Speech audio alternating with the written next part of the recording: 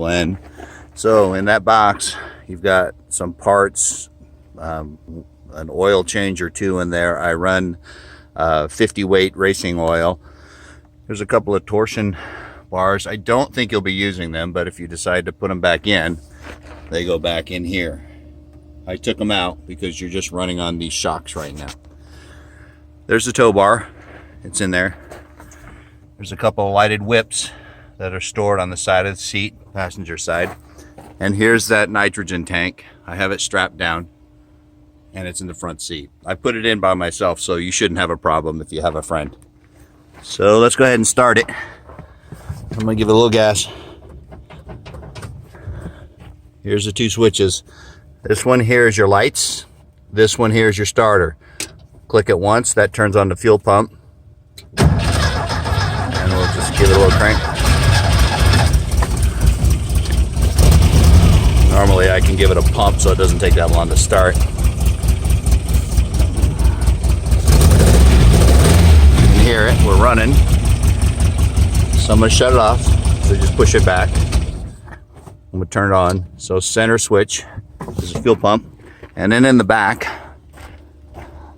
this is where, right by the oil cooler, there's a starter switch right there. So that if you ever have to work on it, it's kind of nice, you can just start it right here. There we go. We're running.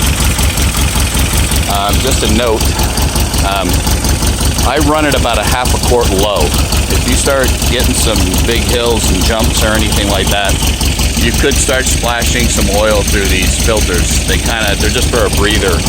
So running it a half quart low seems to solve that problem. If you do see oil coming out of those, you have too much in there. But the way it is now, it should be fine.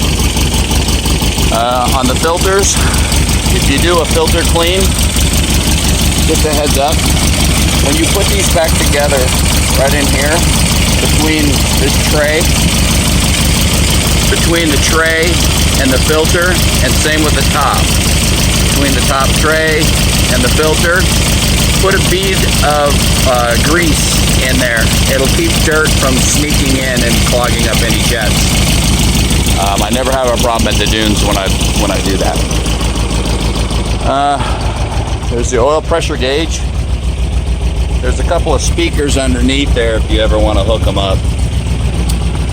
I can't think of anything else. I left you the sending unit for the electric oil pressure gauge, which would be that red light, if you decide to hook it up, but I'm more of a fan of an actual pressure gauge. And that's it. So if you have any questions, let me know. Thanks, man.